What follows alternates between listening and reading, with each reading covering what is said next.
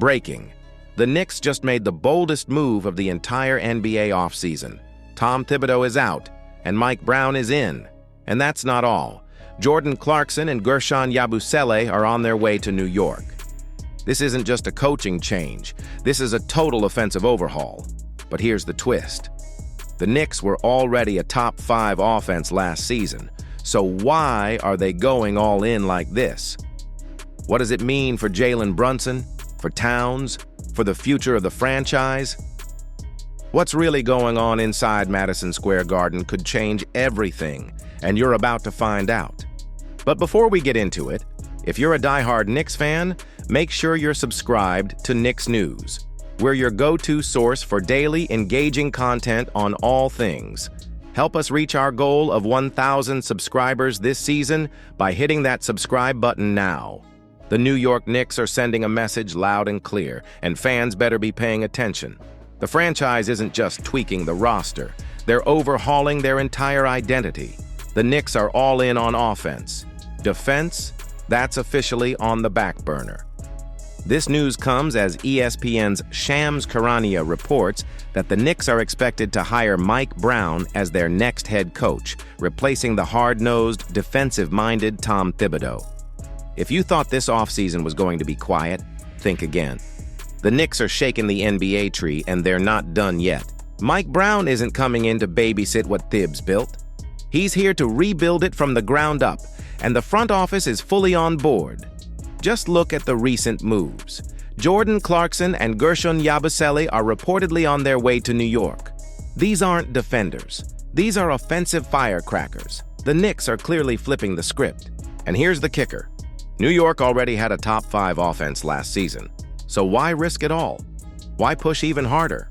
Because in 2024, when it mattered most, the offense collapsed. After January 1st, the Knicks were average at best on offense and downright frustrating at times.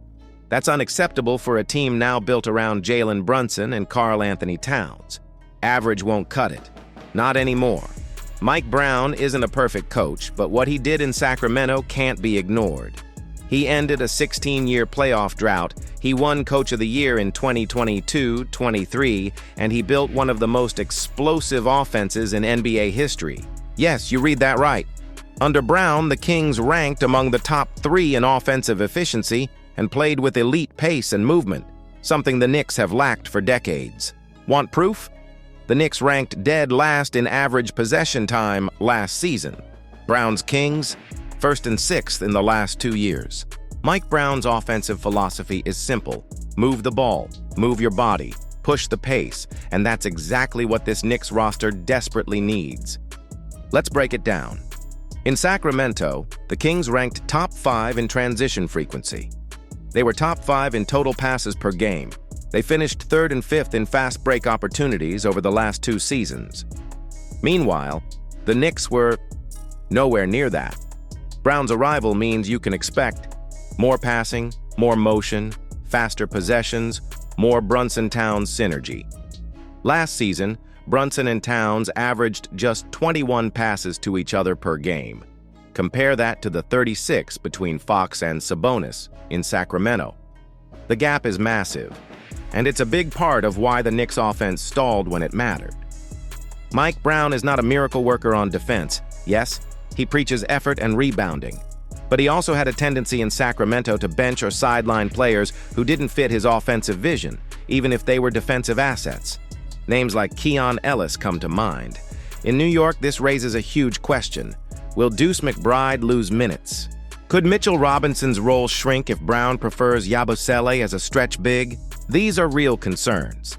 But for now, the Knicks don't seem to care. And maybe they're right not to. Let's be brutally honest.